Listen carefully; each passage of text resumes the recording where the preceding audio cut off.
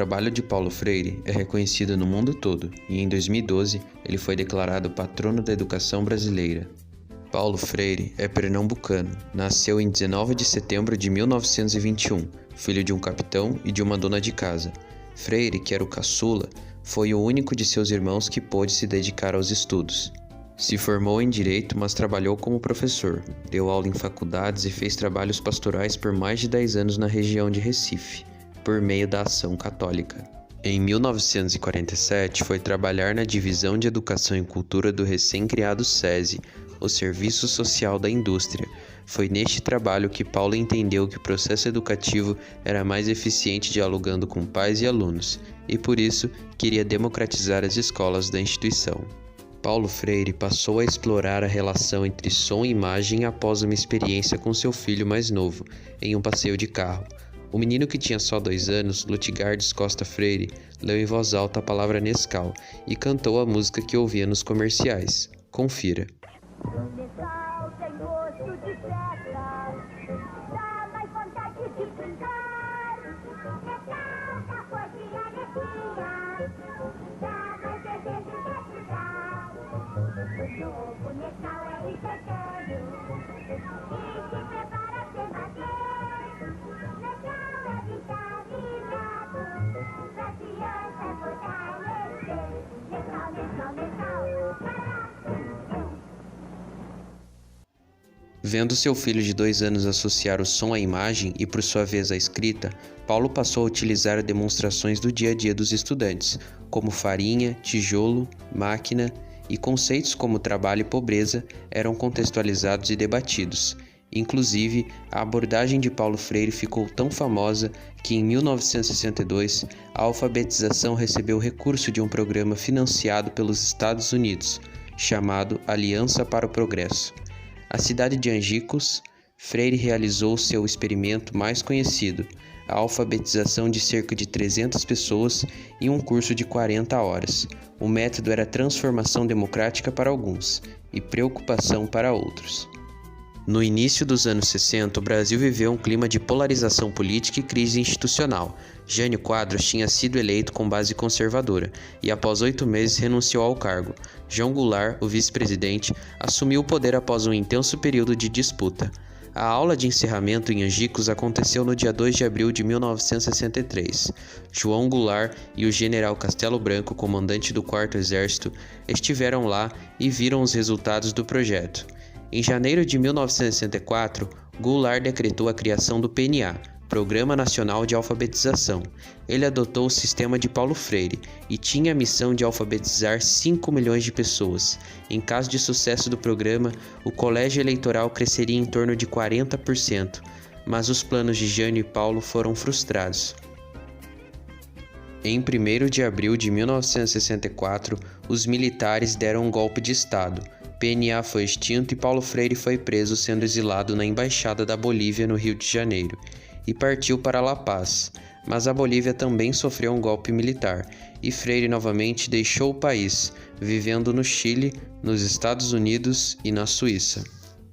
Paulo foi preso e exilado do Brasil devido a uma acusação de comunismo, devido a uma greve de trabalhadores. Os trabalhadores não tinham seus direitos garantidos e estabelecidos pela consolidação das leis trabalhistas. Empresários, fazendeiros, primeiramente do Rio Grande do Norte, não aceitaram a reivindicação dos trabalhadores, antes analfabetos, agora entendedores de seus direitos. No Chile, ajudou na educação de camponeses e escreveu uma de suas obras mais famosas, A Pedagogia do Oprimido. Ainda no Chile, coordenou projetos de alfabetização de adultos pelo Instituto Chileno da Reforma Agrária por 5 anos. Em 1969, o professor pernambucano foi convidado a lecionar na Universidade de Harvard. Em 1970, foi consultor e coordenador emérito do Conselho Mundial de Igrejas, CMI, com sede em Genebra, na Suíça. Até seu retorno ao Brasil, em 1980, Freire fez viagens a mais de 30 países pela CMI, prestando consultoria educacional e implementando projetos de educação voltadas para a alfabetização, para a redução da desigualdade social e para a garantia de direitos. Foi nesse período em que o pensador brasileiro implementou importantes projetos educativos em Guiné-Bissau, Moçambique, Zâmbia e Cabo Verde. Em 1978, a Lei da Anistia permitiu o retorno de exilados políticos. Em 1980, Freire retornou ao Brasil. Após isso, passou a lecionar na Pontifícia Universidade Católica de São Paulo, PUC, São Paulo, e na Universidade de Campinas, Unicamp. Em 1986, sua primeira esposa, Elza, com quem teve 5 filhos, morreu.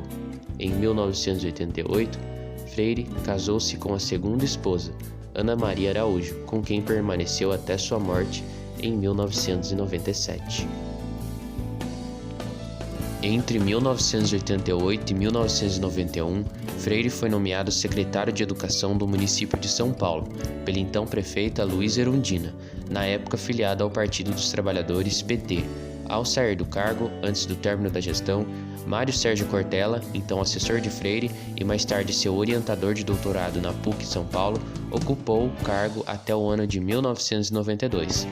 No dia 2 de maio de 1997, Paulo Freire morreu aos 76 anos, após passar por uma angioplastia e apresentar um complexo quadro de saúde devido a problemas no sistema circulatório.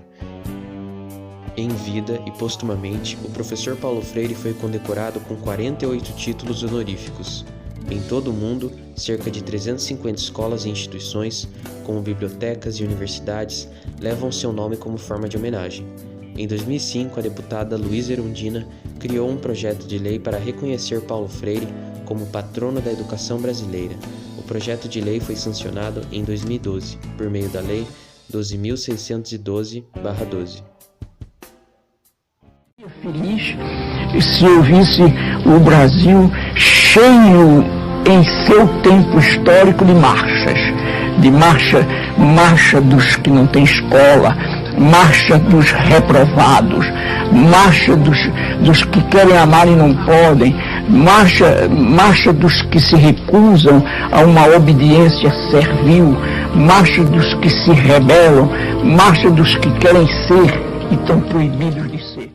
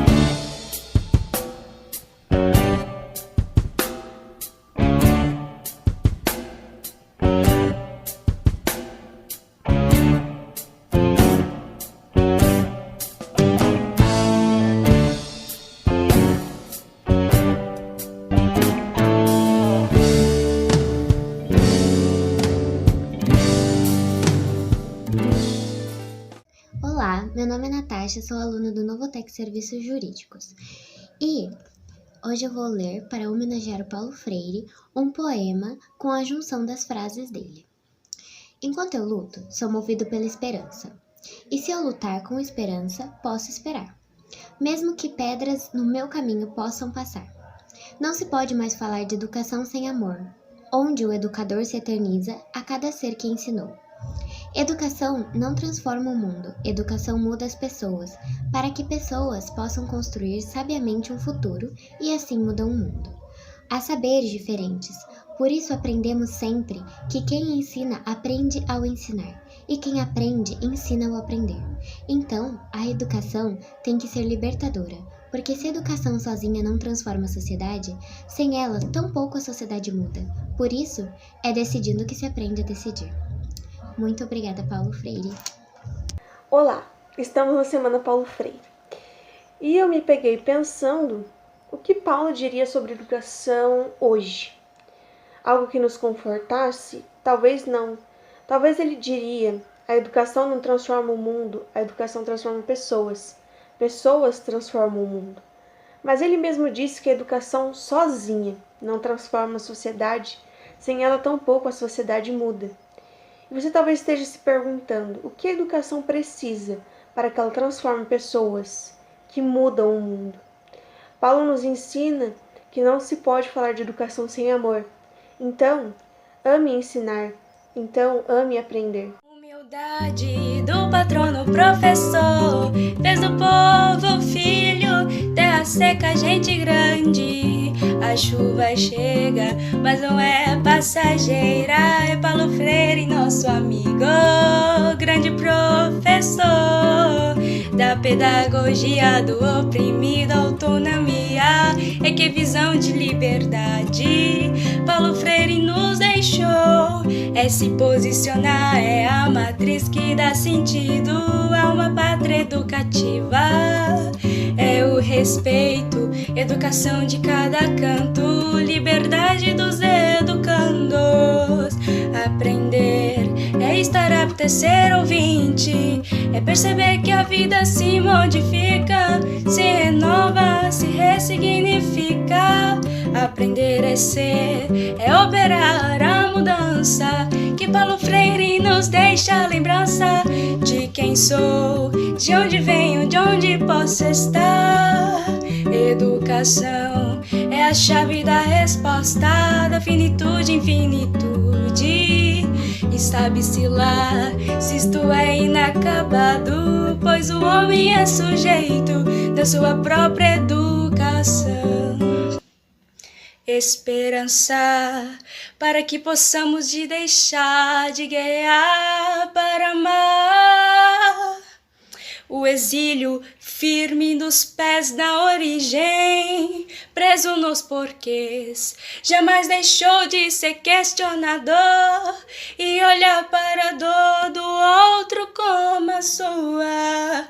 Do Brasil a Chile, a todo mundo, como Paulo Freire, façamos acontecer. Educação sozinha não transforma a sociedade, tampouco sociedade muda.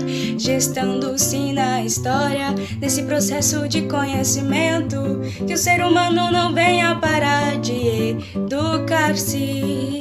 Aprender é estar apto a ser ouvinte, é perceber que a vida se modifica, se renova, se ressignifica. Aprender é ser, é operar a mudança, que Paulo Freire nos deixa a lembrança, que o ser humano não venha parar jamais de educar-se. Sendo assim, então, façamos acontecer.